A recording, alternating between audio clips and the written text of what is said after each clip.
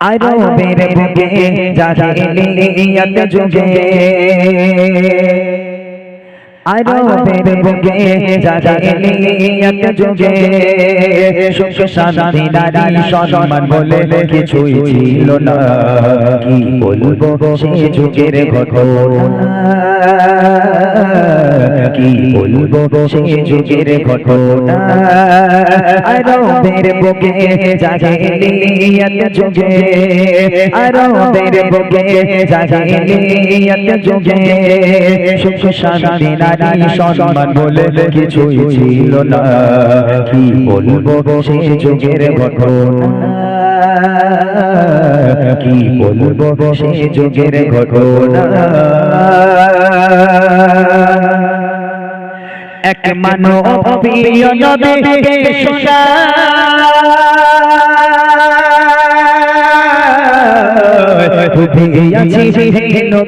আমি গোনায়। এক মানবীয় নবীকে শোনা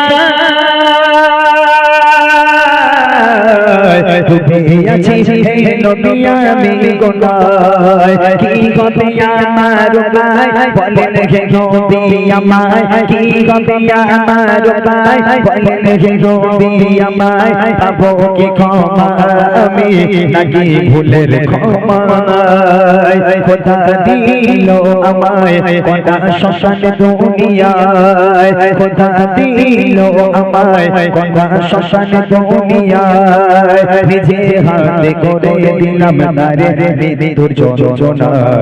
কি বলবো সে যুগের ঘটনা, কি বলবো সে যুগের ঘটনা। আরবের বুকে জাহিলিয়াত যুগে আরবের বুকে জাহিলিয়াত যুগে সুখ শান্তি নারী সম্মান বলে কিছুই ছিল না। কি বলবো সে যুগের ঘটনা, কি বলবো সে যুগের ঘটনা।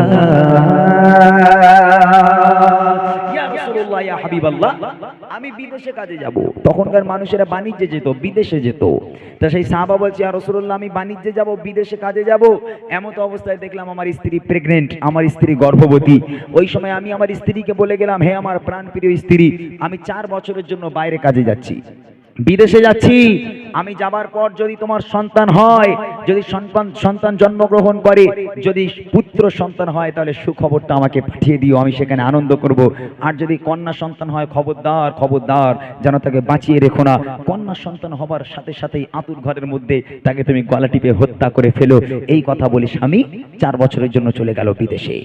যেতে না যেতে কিছুদিন হলো, যেতে না যেতে ওই মা একটা সন্তানকে জন্ম দিল।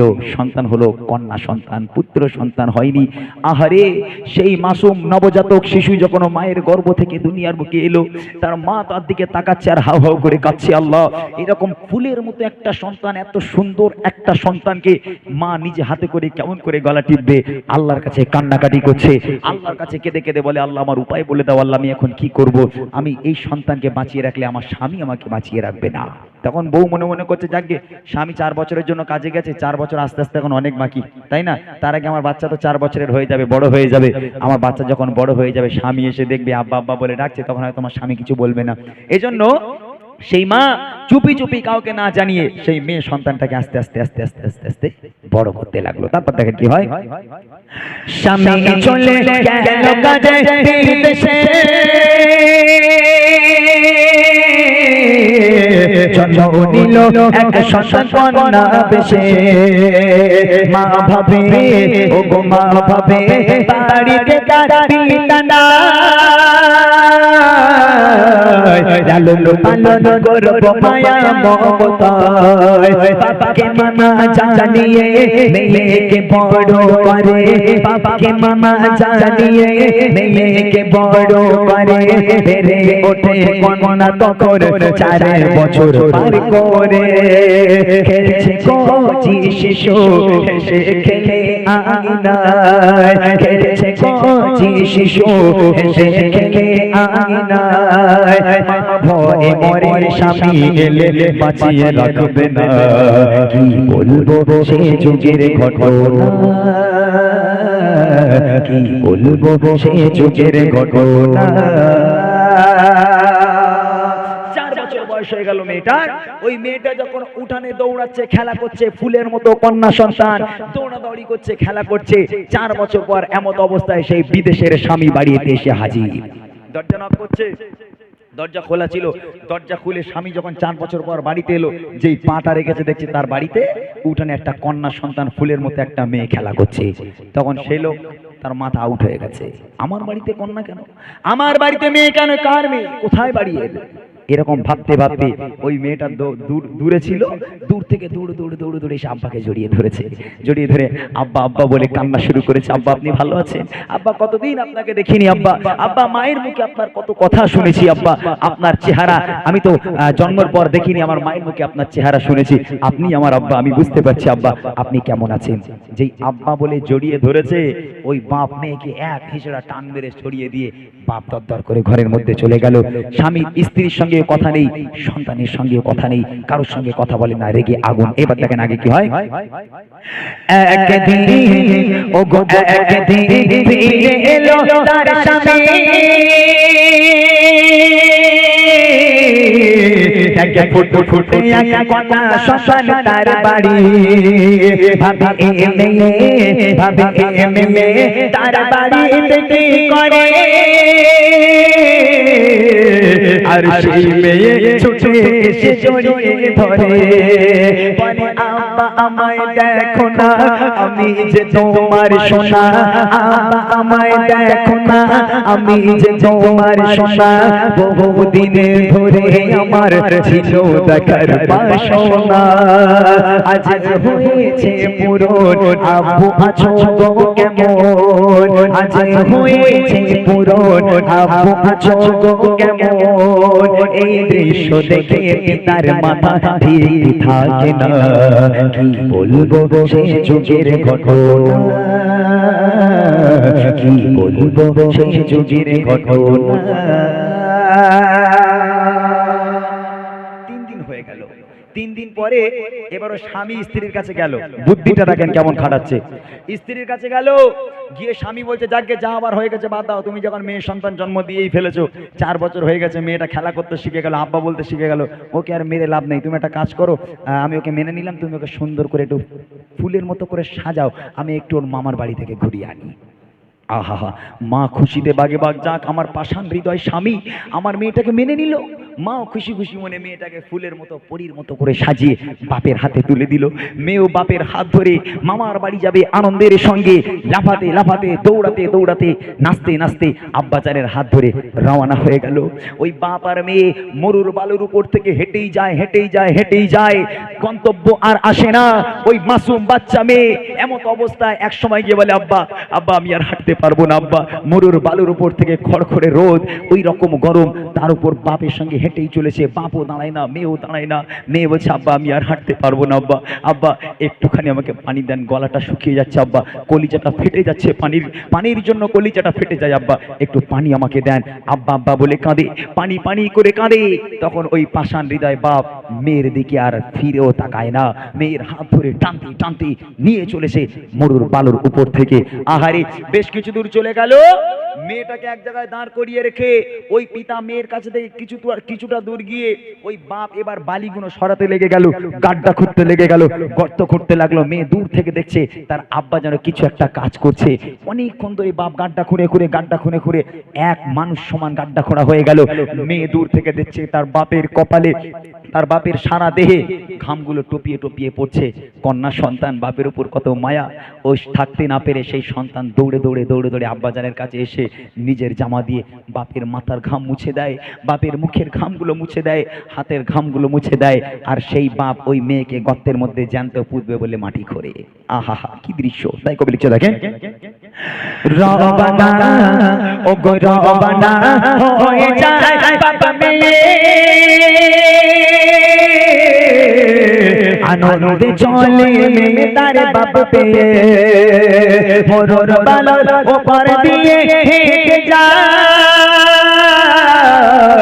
বলে আব্বু আব্বু বলো আমরা যাচ্ছি কোথায়, আমি চলতে আর পারি না, তৃষ্ণায় কলিজা খানা, চলতে আমি পারি না, পিপাসায় কলিজা খানা ফেটে যায়।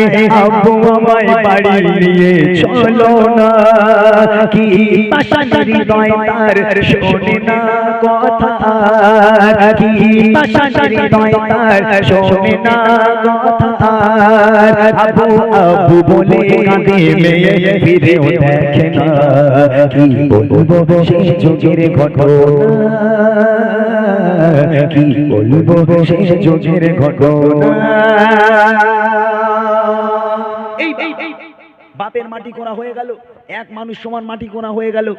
এইবার মেয়েটাকে আব্বাজান টানলো, আব্বাজান এক হিচড়া টান মেরে মেয়েটাকে মাটির তলায় ঢুকিয়ে দিল।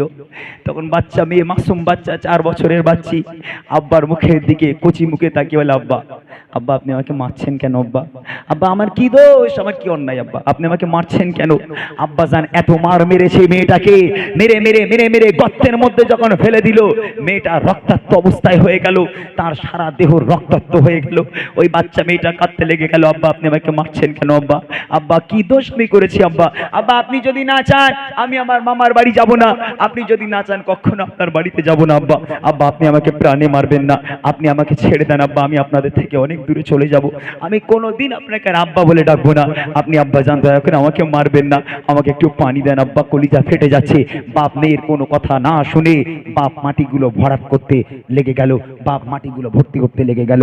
মেয়েটা মাটির তলায় আর বাপ মাটি ভর্তি করছে, কোমর পর্যন্ত হলো, বুক পর্যন্ত হলো, আস্তে আস্তে গলা পর্যন্ত যখন ভরাট হয়ে গেল, কচি মুখটা শুধু মাটির উপরে আর সারা দেহটা মাটির তলায়। আহারে ওই কচি মুখ নিয়ে আব্বা আব্বা বলে কাঁদে, আব্বা আব্বা আপনি আমাকে ছেড়ে দেন আব্বা, আব্বা আপনি আমাকে প্রাণে মারবেন না, আমি কখনো আপনাকে আব্বা বলে ডাকবো না, কোনোদিন আপনার বাড়িতে যাব না, আব্বা আপনি আমাকে প্রাণে মারবেন না, ছেড়ে দেন। সেই বাপ মেয়ের কোনো কথা শুনতে রাজি নয়, বাপ মাটি ভর্তি করতে রাজি। তারপর দেখেন কি হয়,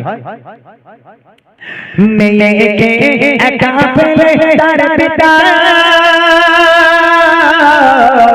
করছে মাটি না বলে কোনো কথা, মেয়ে তার ও গো মেয়ে তার পিতার ঘাম মুছে যায়,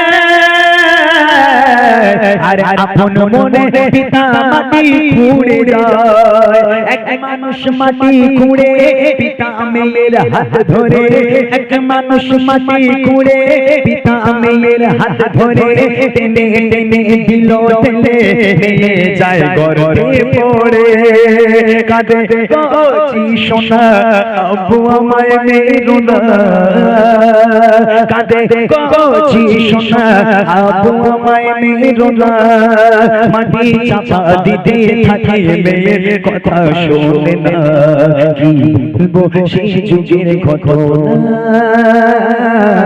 কি বলবো সেই যুগের ঘটনা। মেয়ে বুঝতে পেরেছে আমার আর বাঁচার লাইন নেই। ওই 4 বছরের বাচ্চা বুঝে গেল যে আমার বাপ আমাকে মেরে দেবে।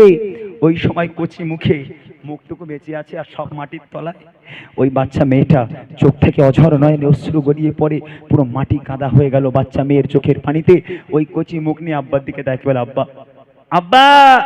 আব্বাজান শেষবারের মতন আমার আম্মা জানের মুখটা একটাবার আমাকে দেখতে দিন আব্বা, আমি আমার মাকে অত্যাধিক বেশি ভালোবাসি আব্বা, শেষবারের মতন আমার মাকে একবার মা বলে ডাকতে দেন, আমার মায়ের চাঁদ মুখখানা একটাবার আমাকে দেখতে দেন। বাপ মেয়ের কোনো কথা না শুনে মেয়েটাকে একটা চর মেরে মাটির তলায় মেয়েটাকে ঢুকিয়ে দিয়ে মাটিটা পুরো একেবারে সমান করে দিল। আহারে ওই 4 বছরের বাচ্চি মাটির তলায় একেবারে জীবনের মতো শেষ হয়ে গেল, মাটির তলায় দাফন হয়ে গেল। এই কথা শুনে আমার আপনার নবী এত কান্না কেঁদেছিল, তার দাড়ি মোবারক ভিজে গেছিল। সেই সময় আমার নবী পাক কাঁদতে কাঁদতে বলেছিল, আজ থেকে শুনে রেখে দাও, যার বাড়িতে কন্যা সন্তান জন্ম নেবে আমি নবী বলি আল্লাহ পাকের রহমত এবং বরকত তার বাড়িতে কখনো ফোরাবে না।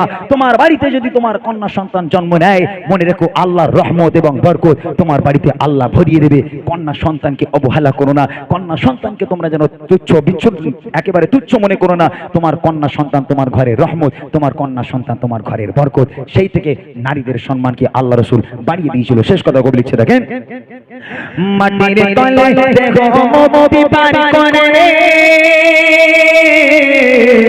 কেঁদে কেঁদে বলে আপু দাও ছেড়ে শেষবার ও শেষবার মাকে দেখে দাও না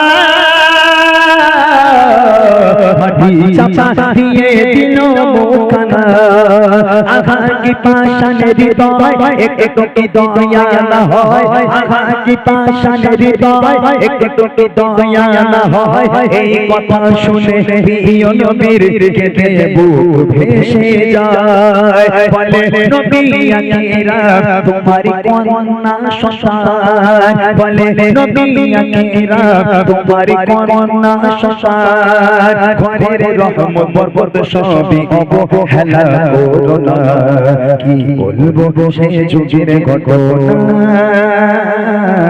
কি বলবো সে যুগের ঘটনা আরবের বুকে জাহিলিয়াত যুগে আরবের বুকে জাহিলিয়াত যুগে সুখ শান্তি নারী সম্মান বলে কিছুই ছিল না কি বলবো সে যুগের ঘটনা কি বলবো সে যুগের ঘটনা কি বলবো সে যুগের ঘটনা